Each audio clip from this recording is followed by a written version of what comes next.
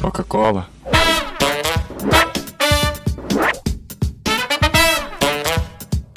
Bintang sepak bola dunia, Cristiano Ronaldo, sempat menarik perhatian usai ia menyingkirkan botol Coca-Cola yang merupakan salah satu merek sponsor Euro 2020. Ronaldo disebut memicu kejatuhan nilai pasar Coca-Cola hingga harus kehilangan nilai pasar sebesar 4 miliar US dollar atau setara dengan 57 triliun rupiah pada perdagangan Senin 14 Juni yang lalu.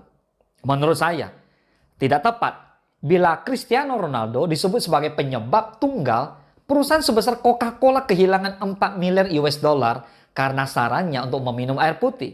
Halo sahabat entrepreneur, saya Willianto SE. Saya akan mengupas tuntas dari sudut pandang saya bagaimana, apa sih penyebab saham Coca-Cola anjlok. Dan kenapa saya tidak menganggap Cristiano Ronaldo sebagai faktor utama anjloknya saham Coca-Cola. Simak terus video ini. Are you ready?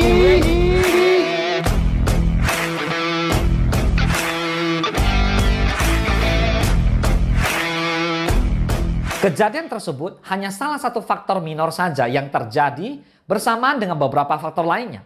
Pertama, harga saham Coca-Cola (KO) pada pertengahan Juni memang sudah mencapai harga puncaknya selama 52 minggu terakhir di level 56 US dollar per saham. Sehingga menurut saya, saham memang rentan koreksi karena sudah mencapai nilai puncaknya. Sebenarnya, saat terjadi, saham Coca-Cola sudah negatif karena memang pada masa-masa itu Wall Street ada di teritori tertinggi. Jadi wajar kalau Wall Street mengalami koreksi. Menyalahkan Cristiano Ronaldo sebagai penyebab penurunan harga saham KO merupakan tindakan irasional. Pasalnya, investor melihat fundamental perusahaan untuk mengukur nilai saham. Untuk diketahui, KO merupakan salah satu dari 30 saham tertua yang tergabung dalam Dow Jones Industrial Average (DJIA). Dalam indeks tersebut, Coca-Cola bersanding sejajar dengan Apple, McDonald's, Microsoft, Wall Street, Nike, dan perusahaan raksasa lainnya. Sehingga saya melihat tidak semudah itu menggerus harga saham KO.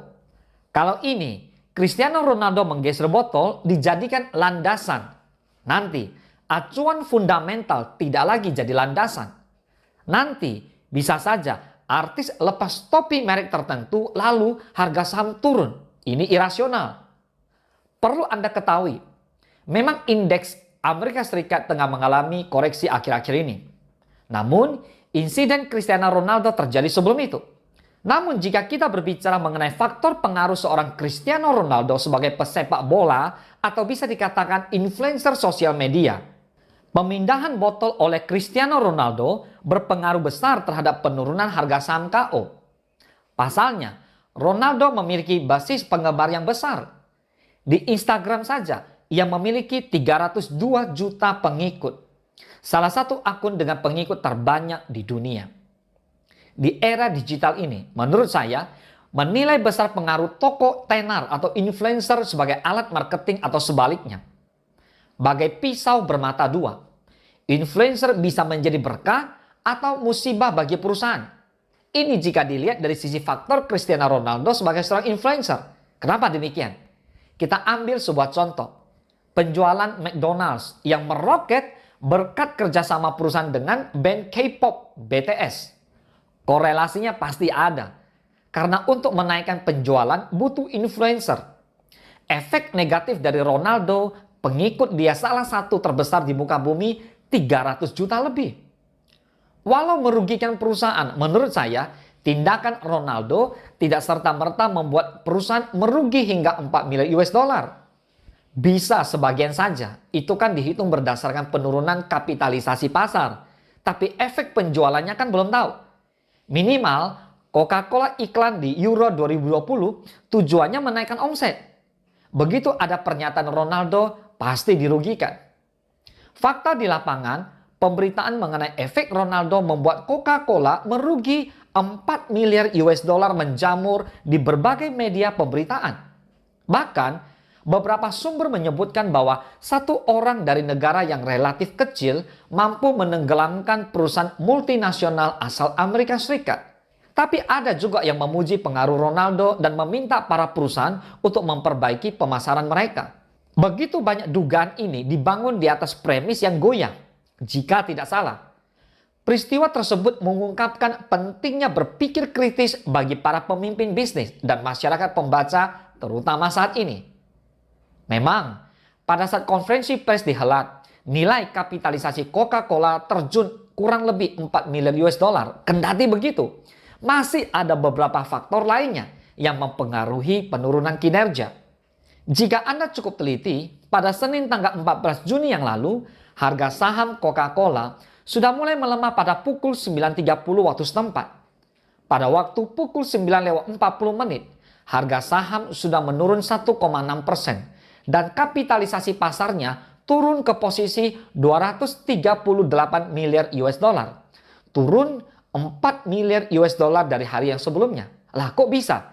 Karena insiden penggeseran botol baru terjadi pada jam 9:43. Artinya harga saham Coca-Cola sudah turun sebelum Ronaldo menggeser botol. Jadi sejak Ronaldo menggeser botol pada jam 9:34 hingga akhir perdagangan Wall Street, harga saham Coca-Cola naik 0,3 US dollar, menambah valuasi 1,3 miliar US dollar kepada perusahaan. Berbanding terbalik, setelah Pogba memindahkan Heineken, sahamnya justru naik 1,02% menjadi 99,18 euro per saham. Bukan melodrama kalau tidak menegangkan dan mengandung-ngandung emosi. Makanya, rontoknya saham Coca-Cola setelah Ronaldo menyingkirkan lebih menarik diwartakan ketimbang naiknya saham Heineken sesudah Pogba memindahkan botolnya. Bagaimana menurut Anda? Apakah Anda sependapat dengan media-media mainstream mengenai anjloknya saham Coca-Cola karena faktor seorang Cristiano Ronaldo? Atau justru media yang justru diuntungkan oleh adanya pemberitaan tentang Cristiano Ronaldo? Inilah letak poin yang harus kita kaji dan saring dalam menerima informasi-informasi yang ada.